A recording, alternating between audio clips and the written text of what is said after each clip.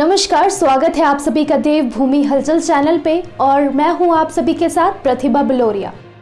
बाघ शेरों के बाद अब तेंदुओं की संख्या में आया उछाल। पीएम मोदी ने कहा, बहुत अच्छी खबर। प्रधानमंत्री नरेंद्र मोदी ने भारत में बाघों और शेरों के बाद अब तेंदुओं की संख्या बढ़ाने को बहुत अच्छी खबर बताया। इसके लिए मंगलवार को वन्य जीवन संरक्षण के क्षेत्र में काम करने वाले सभी लोगों को बधाई दी। केंद्रीय एवं वन्य पर्यावरण मंत्री प्रकाश जावड़ेकर ने सोमवार को भारत में 2018 में तेंदुओं की स्थिति शीर्षक से एक रिपोर्ट जारी की थी। इसके मुताबिक भारत में तेंदुओं की संख्या 2014 में करीब 8,000 थी, जो 2018 में बढ़कर लगभग 12,832 से अधिक हो गई। मोदी ने ट्वीट करते हुए कहा, बहुत अच्छी खबर है, बाघों और शेरों के बाद तेंदुओं की संख्या बढ़ी है। वन्य जीवन संरक्षण के क्षेत्र में काम करने वाले सभी लोगों को बधाई दी है। हमें इस प्रयास को जारी रखना है और वन्य जीवों के लिए सुरक्षित ठिकाना सुनिश्चित करना है। रिपोर्ट जारी करने के बाद जावड़ेकर ने कहा कि तेंदुओं के अलावा देश में बाघों और शेरों की संख्या भी बढ़ी है, जो देखा जाता है कि देश में पारिस्थितिकी जैव विविधता दोनों की अच्छाई की रक्षा कर रहा है। उन्होंने कहा कि 2014 में तेंदुओं की संख्या 8,000 थी। बाघों, एशिया शेरों और अब तेंदुओं की संख्या में भी बढ़ोतरी हो रही है। भारत किस तरह से अपना पर्यावरण, पारिस्थितिक और जैव विविधता की रक्षा कर रहा है।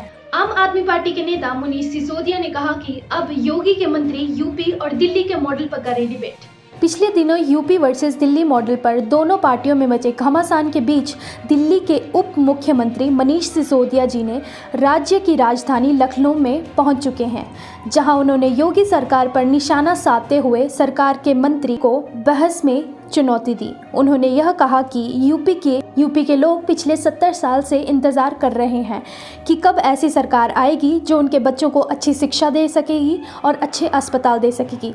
जब तक केजरीवाल जी ने यूपी के चुनाव लड़ने की बात की है, तब से बीजेपी के नेता घबरा गए। कोरोना वायरस के नए प्रकार को लेकर कर्नाटक सरकार सतर्क।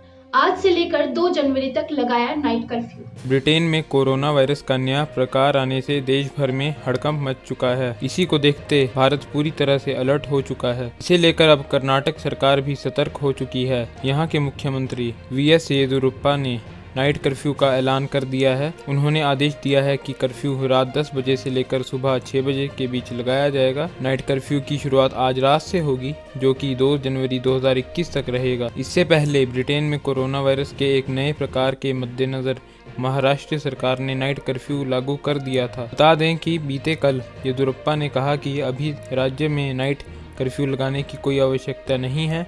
हमें पता चला है कि चेन्नई में ब्रिटेन से पहुंचा एक व्यक्ति संक्रमित पाया गया है। हमें अतिरिक्त सावधानी बरतनी होगी। बाहर से आने वाले हर व्यक्ति की हवाई अड्डों पर जांच की जाएगी। सभी आवश्यक एहतियात बरते गए हैं और कर्नाटक में वायरस को फैलने से रोकने के लिए सरकार नजर रख रही है। नए साल के जश्न में और पंचायती चुनाव में शिमला पुलिस ने कसी कमर। पर्यटन स्थल पहाड़ों की रानी शिमला में कोरोना काल में नए साल के जश्न की तैयारियों के साथ शिमला पुलिस ने कमर कस ली है। नए साल में सुरक्षा व्यवस्था चाक चौबंद रहे, इसके लिए एसपी शिमला ने पुलिस एएसपी और डीएसपी के साथ बैठक आयोजित की। एसपी ने इन अफसरों को नए साल के जश्न और पंचायत चुनावों के लिए सुरक्षा के लिए कड़े इंतजाम करने के निर्देश दिए हैं। एसपी शिमला मोहित चावला ने बताया कि कोरोना काल में प्रोटोकॉल का पालन करवाने और नए साल के लिए जश्न सहित पंचायत चुनाव में सुरक्षा व्यवस्था की जिम्मेदारी को पुलिस निभाएगी। नए साल के जश्न के लिए शिमला के 80% होटल बुक हो चुके हैं। यदि जश्न में भीड़ होती है तो पुलिस उससे निपटने के लिए पूरी तरह से तैयार है। पंचायत चुनावों में जहां जितनी ज़रूरत होगी उतनी ही पुलिस ड्यूटी देगी। अगर आप ये वीडियो फेसबुक पे देख रहे हैं तो हमारा फेसबुक पेज लाइक कीजिए, और अगर आप ये वीडियो यूट्यूब पे देख रहे हैं तो हमारा यूट्यूब चैनल सब्सक्राइब करना ना भूलें।